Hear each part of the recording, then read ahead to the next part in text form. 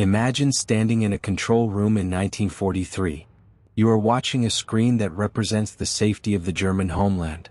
Every blip is a threat. Every line of defense is calibrated to perfection. But then the screen goes white. The enemy is no longer a blip. They are a storm. The radar is blind. The defenses are useless. And in that moment of chaos, the balance of power in the sky shifts forever. This is the story of the German Jagd, the night fighter force, and the night that broke them. It is a tale of technological desperation, heroic sacrifice, and the moment the Allies proved that the night belonged to them. As the year 1943 opened, the Luftwaffe's night defense was formidable. They had 400 aircraft ready to intercept, a mix of the heavy Bf-110s, the versatile Ju-88s, and the Dornier 217s. Most were stationed in Western Europe, guarding the skies over France, Belgium, and the Netherlands. But the war was changing. The American heavy bomber offensive was launching from Britain, and the pressure was mounting. The United States Army Air Forces began pushing hard during the day, forcing the German command to make a terrible choice. They had to pull trained night fighter crews away from their primary role to help blunt the American daylight raids. It was a strategic error. These crews were vulnerable in daylight, exposed to escort fighters that could easily destroy them. The cost was measured in lives. One of the first major casualties was Ludwig Becker, a decorated ace with 46 night victories. On February 26, 1943, ordered to intercept American bombers over Wilhelmshaven, Becker and his radio operator were shot down into the North Sea. He was not alone. Just 2 days prior, another ace, Paul Gildner, had died in a crash caused by an engine fire. These were not just statistics. They were the erosion of the force's elite core. While the West tightened its grip, the East was collapsing. The Middle East theater, where the NJG-2 unit had fought, was lost. By May 1943, the Axis defeat in North Africa was total. The night fighters that had achieved 39 victories in the desert were pulled back to Germany. The war was closing in. Back in Western Europe, the RAF was stepping up its game. They began deploying intruder missions, hunting German night fighters before they could even take off. Initially, they used Beaufighters equipped with radar. But the real threat was the de Havilland Mosquito. It was fast, high-flying, and incredibly difficult to catch. The Germans knew they needed a counter. They had the Heinkel He-219, a sleek, twin-engine night fighter designed specifically to hunt the Mosquito. Werner Streib, the commander of I Gruppe NJG-1, was a key figure in its development. He was so enthusiastic about the aircraft that he advised Heinkel directly, pushing the program forward. On the night of June 11, 1943, Streib took the He-219 into combat for the first time. It was a maximum effort raid by Bomber Command, sending nearly 700 aircraft to Dusseldorf. Streib, guided by his radio operator, shot down 5 bombers in a single sortie. It was a remarkable achievement. But the victory was short-lived. On his return, a mechanical failure caused the flaps to retract mid-approach. The aircraft went out of control. The starboard engine seized, breaking away from the wing. The He-219 hit the runway, severing the cockpit. Streib and his crew survived, strapped in their seats, sliding down the runway on the broken fuselage. It was a miracle. Despite the promise of the He-219, the Luftwaffe was still reliant on older aircraft.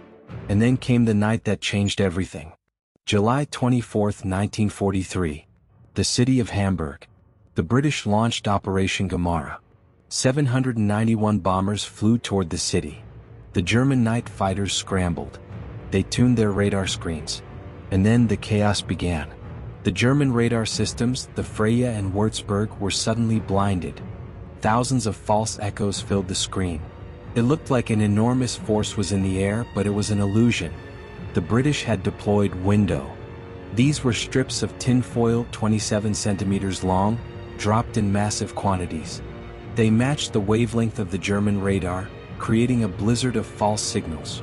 For the first time, the carefully planned Himmelbett system, the box-by-box defense of the Reich, was rendered obsolete. The Germans were flying blind.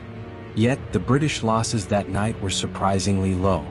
Only 12 bombers failed to return. The Germans had lost the initiative. The secrecy surrounding Window had been so tight that German scientists had even been forbidden from experimenting with it, fearing a leak. But now the British had the upper hand. The Luftwaffe had to adapt. The old system was broken. Generalleutnant Joseph Schmid took over control, but the real change came from Oberst Hajo Hermann. He proposed a radical new tactic, Wilde Sau, or wild boar. Hermann argued that the night fighters didn't need radar anymore. They could fly single-engine day fighters like the Bf-109 and Fw-190 into the target area. They would use the glow of the burning cities to spot the bombers. It was a return to visual interception, but on a massive scale. It was called the Shroud Procedure because searchlights would project the shadow of bombers into the overcast. It was a desperate gamble. The pilots had to fly through the target area, exposed to free-firing anti-aircraft fire. There was no ground control. They were on their own. The attrition rate was high. It was widely said that the Wilde Sau pilots had more parachute jumps on their records than kills. But it was the only way to fight back. The Battle of Berlin began in November 1943. 16 raids on the capital. The Wilde Sau fighters were in their element, hunting in the fertile hunting ground of the long-range sorties. One pilot, Willy Herget, became a legend. On one night, he downed 8 bombers in just 50 minutes. For one kill, he maneuvered his Bf-110 below a Lancaster, using the engine exhaust glow as an aiming point. He fired 4 rounds. The bomber fell away. But the cost was immense. The war was taking its toll on the best. Hans-Dieter Frank, the commandeur of I Gruppe NJG-1, was killed in a collision in September. Rudolf Sigmund, a specialist in 4-engine bombers, was shot down by friendly fire in October. The Luftwaffe was bleeding its aces. Behind the scenes, the production of the He-219 was plagued by politics. Erhard Milch, a high-ranking Luftwaffe official, had tried to cancel the program, favoring the Ju-188 instead. Heinkel had to fight to keep the He-219 alive. Ultimately, only 268 were built. It was too little too late. The aircraft was excellent, but the war was moving too fast. To counter the Window, the Germans introduced the Liechtenstein SN2 radar. It operated on a different frequency, giving the night fighters back their artificial night vision. Coupled with new homing devices like Naxos and Flensburg, they regained some of the initiative they had lost in July. But the damage was done. The Himmelbett system was gone. The Wilde Sau was the new reality. By the end of 1943, the German night fighter force had been fundamentally altered. The seasonal bad weather hampered both sides, but the strategic initiative had passed to the Allies. The RAF had dropped the Sterling and Wellington from frontline service, replacing them with more capable aircraft. The campaign against the Reich was entering its most destructive phase.